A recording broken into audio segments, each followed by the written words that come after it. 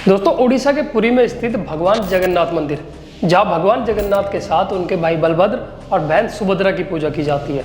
इस मंदिर में भगवान जगन्नाथ की मूर्ति लकड़ी से बनी हुई है, जिसे हर 12 साल में बदला जाता है। हर साल जगन्नाथ जी की रथ यात्रा भी निकलती है। तो कौन है भगवान जगन्नाथ और क्या है जगन्नाथ जी की कहानी, जानते हैं आज की इस वीडियो में मेरे साथ। मेरा नाम है नवीन, आप देख रहे हैं CNTV इंडिया।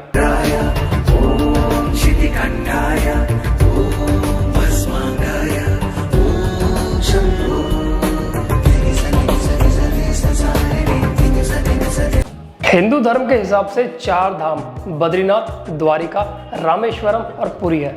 माना जाता है कि भगवान विष्णु जब चारों धामों की यात्रा पर जाते हैं तो हिमालय की ऊंची चोटियों पर बने अपने धाम बद्रीनाथ में वे स्नान करते हैं, गुजरात के द्वारिका में वे वस्त्र पहनते हैं, पुरी में भोजन करते हैं और आखिर में रामेश्वरम में जाकर वे विश्राम करते हैं। जगन्नाथ मंदिर टिपिकल उड़ीसा स्टाइल के आर्किटेक्चर के साथ बनाया गया है और इसे अतीत में काफी बार बनाया गया है। इतिहासकार वर्तमान मंदिर को लगभग 1100 ईस्वी से पहले का बताते हैं।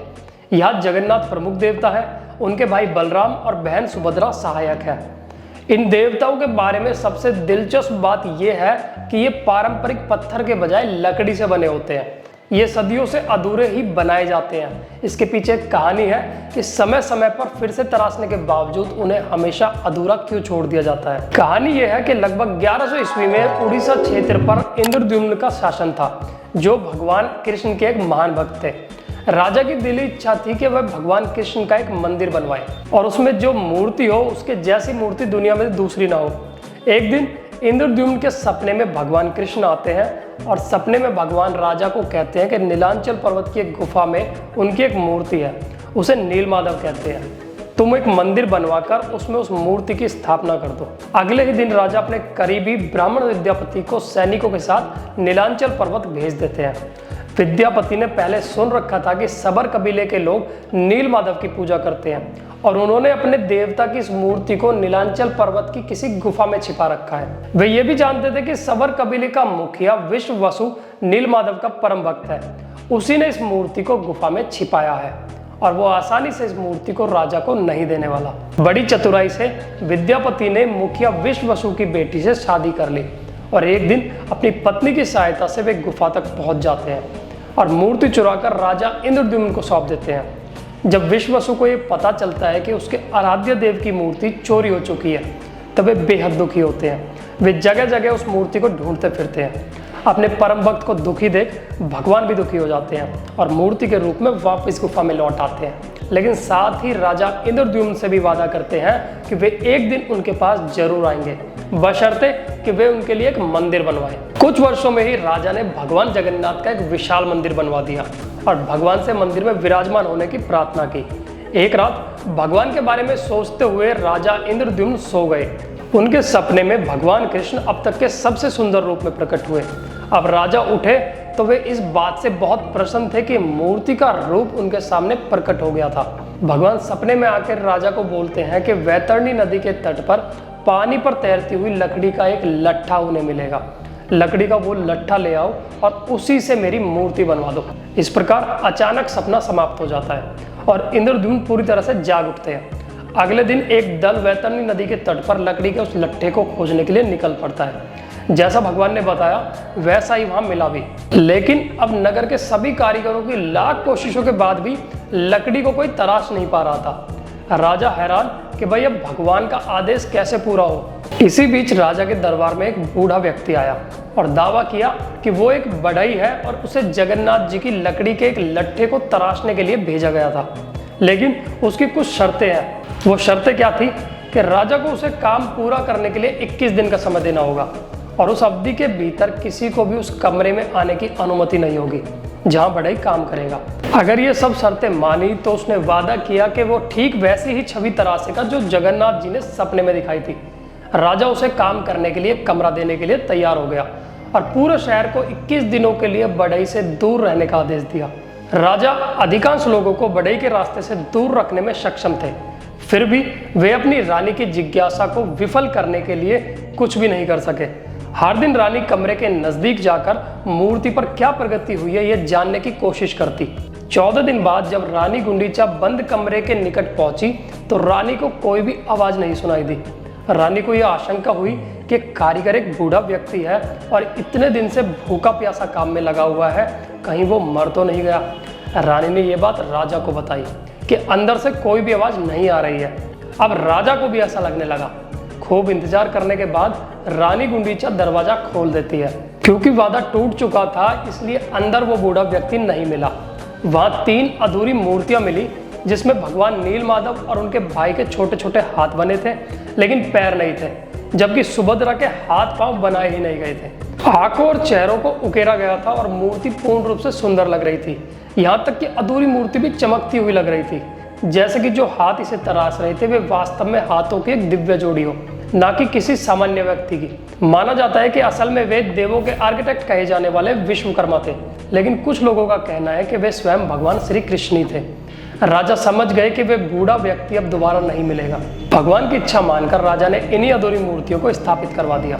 तब से लेकर आज तक तीनों भाई बहन इसी रूप में जगन्नाथ मंदिर में विराजमान है। इस मंदिर में 400 सालों तक लगातार निरंतर पूजा चलती रही, लेकिन 1558 में अफगान जनरल काला पहाड़ ने उड़ीसा पर हमला कर उस पर कब्जा कर लिया। इस दौरान मंदिर को भी नुकसान पहुंचाया गया और पूजा भी बंद करवा दी गई। इसी दौरान मूर्तियों को आक्रमणकारियों से बचाने के लिए इन्हें चिलिका की झील में स्थित एक द्वीप पर रखा गया, लेकिन रामचंद्र देव के राज्य को जीतने के बाद इन मूर्तियों को फिर से स्थापित कर दिया गया। जगन्नाथपुरी का ये मंदिर 3 बार टूट चुका है और तीनों बार इसका रेनोवेशन करके मूर्तियां पुनः स्थापित कराई गई। इस मंदिर के आसपास कुल 30 छोटे मोटे मंदिर स्थापित हैं। अब बात करते हैं कुछ ऐसे रहस्यों की जिनको देख और सुनकर हर कोई हैरान हो जाता है।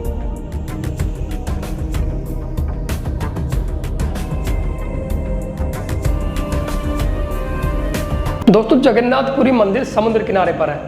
मंदिर में एक सिंह द्वार है। कहा जाता है कि जब तक सिंह द्वार में कदम अंदर नहीं जाता तब तक समुद्र की लहरों की आवाज़ सुनाई देती है, लेकिन जैसे ही सिंह द्वार के अंदर कदम चला जाता है लहरों की आवाज़ गुम हो जाती है। इसी तरह सिंह द्वार से निकलते वक्त वापसी में जैसे ही पहला कदम बाहर निकलता है, समुद्र की लहरों की आवाज़ फिर आने लगती है। आमतौर पर मंदिर, घर या किसी बड़ी इमारत पर पक्षियों को बैठे हुए देखा जाता है, लेकिन जगन्नाथ मंदिर पर कभी भी किसी पक्षी को उड़ते हुए नहीं देखा गया।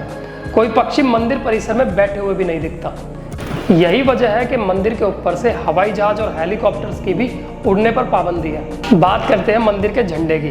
जगन्नाथ मंदिर करीब 4 लाख वर्ग फीट एरिया में है। इसकी ऊंचाई 214 फीट है। आमतौर पर दिन में किसी भी व्यक्ति, इमारत या चीज की परछाई जमीन पर दिखती है, लेकिन जगन्नाथ मंदिर की परछाई कभी किसी ने नहीं देखी। इसके अलावा मंदिर के शिखर पर जो झंडा लगा है उसे लेकर भी बड़ा रहस्य है। इस झंडे को हर रोज बदलने का नियम है। मान्यता है कि अगर किसी दिन झंडे को नहीं बदला गया तो शायद मंदिर अगले 18 सालों के लिए बंद हो जाएगा। इसके अलावा ये झंडा हमेशा हवा के विपरीत दिशा में उड़ता है। मंदिर के शिखर पर एक सुदर्शन चक्र भी है। कहा जाता है कि पुरी के किसी भी कोने से अगर इस सुदर्शन चक्र को देखा जाए तो उसका मुंह आपकी तरफ ही नजर आता है। बात करते हैं मंदिर की रसोई की।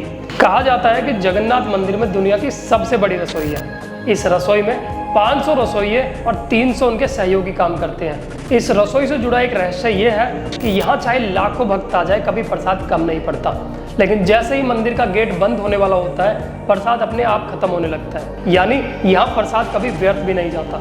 इसके अलावा यहाँ जो प्रसाद बनता है वो लकड़ी के चूल्हे पर बनाया जाता है। यह प्रसाद 7 बर्तनों में बनता है। ये 7 बर्तन एक के ऊपर एक सीढ़ी की तरह रखे जाते हैं। सबसे हैरानी की बात यह है कि जो बर्तन सबसे ऊपर होते हैं, यानी 7वें नंबर पर, उसमें सबसे पहले प्रसाद बनकर तैयार हो जाता है। इसके बाद छठे, 5वें, चौथे, तीसरे और दूसरे, और फिर पहले, यानी कि सबसे नीचे के बर्तन का प्रसाद सबसे लेट तैयार होता है। यहाँ होने वाली रथ यात्रा विश्व प्रसिद्ध है और न केवल भारत से बल्कि दुनिया के विभिन्न हिस्सों से हर साल 10 लाख से भी ज़्यादा तीर्थयात्री आकर्षित होते हैं।